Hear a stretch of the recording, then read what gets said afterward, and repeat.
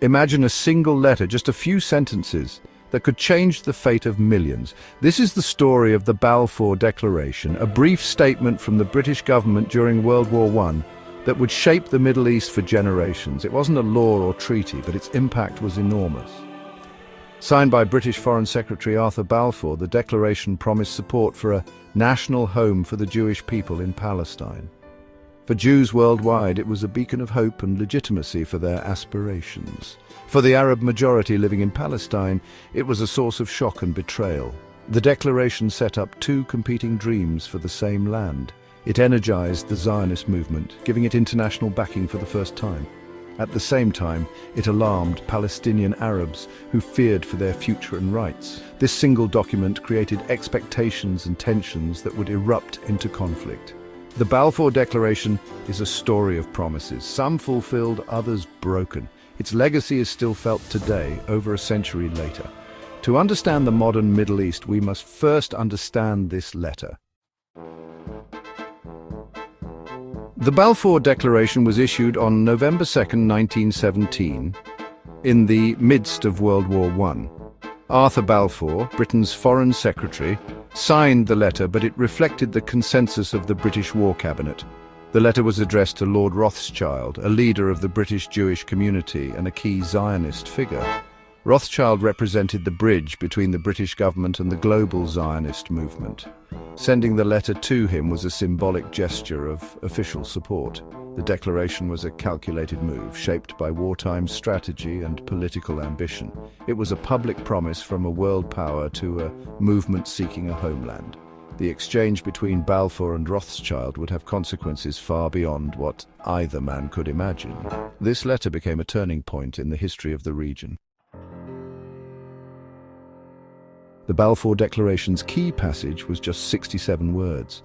It stated Britain's support for the establishment in Palestine of a national home for the Jewish people.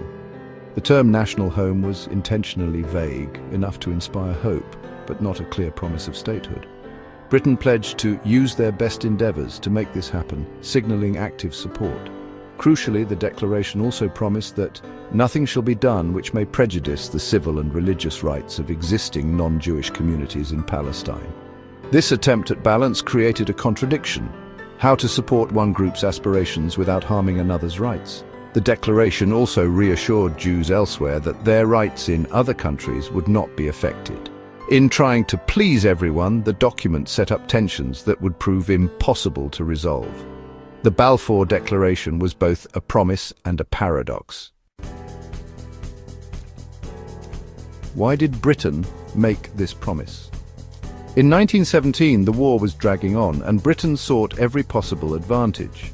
British leaders believed that supporting Zionism could win favour with Jewish communities in the US and Russia, hoping to influence those countries' war efforts. Britain also had imperial ambitions. Controlling Palestine meant securing the Suez Canal and access to India. Some British politicians were motivated by religious beliefs, seeing the return of Jews to their ancient homeland as a noble cause. Effective lobbying by Zionist leaders like Chaim Weizmann convinced Britain that supporting a Jewish homeland aligned with its interests. The declaration was a mix of wartime strategy, imperial calculation, religious sentiment, and political persuasion. It was a decision with far-reaching consequences. For Jews worldwide, the Balfour Declaration was a turning point, a sign that their dream of a homeland might finally become reality. It gave the Zionist movement legitimacy and momentum, leading to increased Jewish immigration to Palestine under British rule. New towns, farms, and institutions sprang up, transforming the region. For Palestinian Arabs, the declaration was a profound betrayal. They had hoped for independence after centuries of Ottoman rule, only to see their land promised to another people. The result was anger, fear, and a growing sense of injustice. Tensions escalated as Jewish immigration increased, leading to protests, riots, and violence.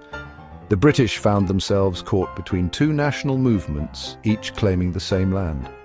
The declaration set the stage for decades of conflict. It created two rival visions for Palestine, one of hope, the other of loss. The consequences would shape the region for generations.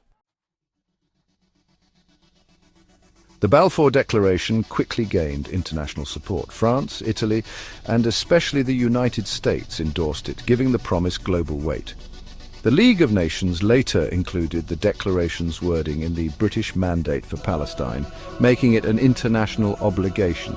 For Jews, this was a historic victory. For Arabs, a deep betrayal. Arab leaders felt Britain had broken wartime promises of independence, fueling distrust and Arab nationalism. Some Jews, especially in Western countries, worried the declaration might raise questions about their loyalty. The declaration's international backing made it more than just a British policy. It became a cornerstone of the New World Order after World War I. The League of Nations decision cemented the declaration's place in history. Britain was now responsible for turning the promise into reality. The stage was set for 30 years of British rule and mounting conflict in Palestine. The world was now watching as the consequences unfolded. More than a century later, the Balfour Declaration remains deeply significant and controversial.